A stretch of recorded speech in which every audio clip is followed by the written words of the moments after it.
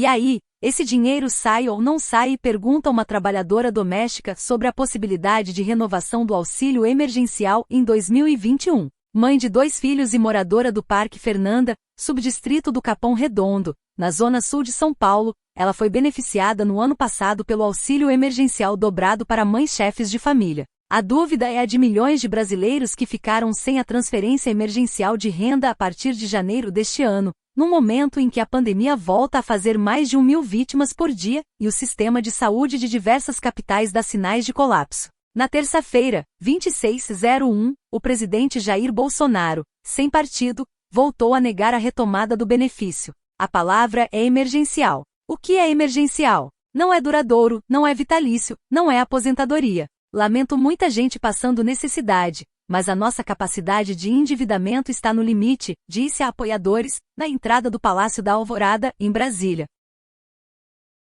No mesmo dia, no entanto, o ministro da Economia, Paulo Guedes, admitiu a possibilidade de renovação da ajuda emergencial, caso o número de mortes por coronavírus continue crescendo no país e o governo fracasse na vacinação da população. O ministro ponderou, porém, que isso exigiria cortes de outras despesas como forma de compensação. Quer criar o auxílio de novo? Tem que ter muito cuidado, pensar bastante. Se fizer isso, não pode ter aumento automático de verbas para educação e segurança pública, porque a prioridade passou a ser a guerra contra a Covid, disse Guedes a uma plateia de investidores e empresários, durante evento online promovido pelo Banco Credit Suisse. As falas divergentes de Bolsonaro e seu ministro num mesmo dia revelam o impasse que vive o governo federal.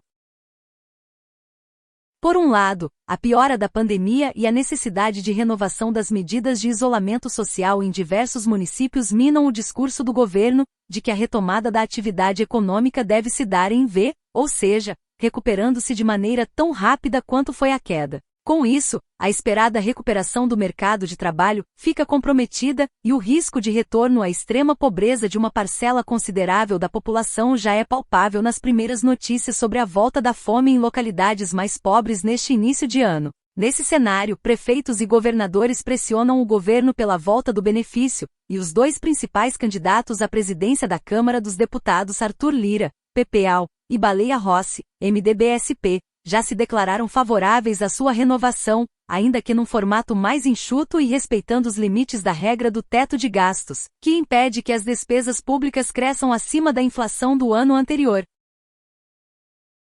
Ao mesmo tempo, o governo já vê os efeitos do fim do auxílio e da crise da falta de oxigênio em Manaus na sua popularidade, o que também aumenta a pressão sobre um presidente com pretensões de tentar a reeleição em 2022. Na outra ponta da balança, as limitações fiscais citadas por Bolsonaro são reais, já que o país deve ter encerrado 2020 com a relação entre dívida e PIB, Produto Interno Bruto, próxima a 90%, comparada a 74,3% em 2019. Diante desse quadro, o mercado financeiro vê com preocupação a possibilidade de renovação do auxílio, e seus economistas alertam que desrespeitar o teto de gastos deve levar a um aumento da taxa de juros e desvalorização adicional da moeda brasileira, com impactos sobre o investimento e a inflação, que já começa o ano em nível desconfortável.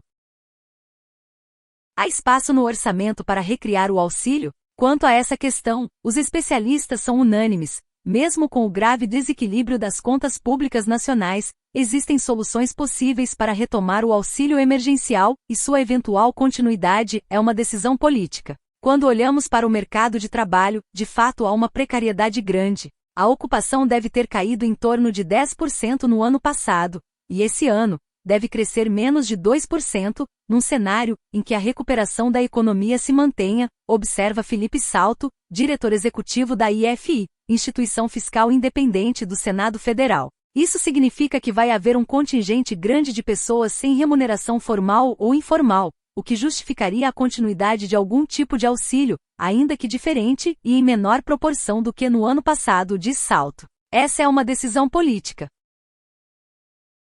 Lucas de Aragão, mestre em ciência política e sócio da consultoria de risco político Arco Advice, avalia que o auxílio, para ser prorrogado, depende de algumas variáveis. Se dependesse exclusivamente do poder legislativo, teria que respeitar o teto de gastos, com indicação da fonte de recursos, do contrário, a iniciativa é inconstitucional, afinal não estamos mais num estado de calamidade, diz Aragão. Segundo ele, quanto à possibilidade de se estabelecer um novo estado de calamidade, que permitiria a despesa ser criada sem indicação de fonte de recurso, há uma divergência no Congresso se isso pode ou não ser proposto exclusivamente pelo Poder Legislativo. A mesa do Senado acredita que não tem como, que é uma prerrogativa exclusiva do Poder Executivo. Já a mesa da Câmara acredita que pode. Então não há clareza se um estado de calamidade poderia ser proposto pelo Poder Legislativo.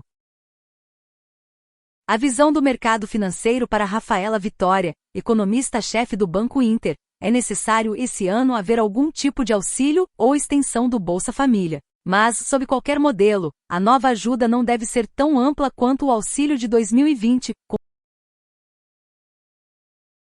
público tão amplo. Em 2020, o auxílio emergencial passou a vigorar em abril, com valor de R$ 600, que podia chegar a R$ 1.200 para mães ou pais que cuidassem dos filhos sozinhos. Foram pagas 5 parcelas nesses valores cheios e outras 4 com os valores reduzidos à metade. O benefício chegou a ser pago a quase 68 milhões de pessoas, ou cerca de 32% da população brasileira. Deixar famílias desassistidas nesse momento não é o melhor cenário. Mas um aumento do Bolsa Família ou extensão do auxílio emergencial não podem ser feitos sem haver uma fonte de financiamento. O ideal é que isso seja colocado dentro do orçamento, defende.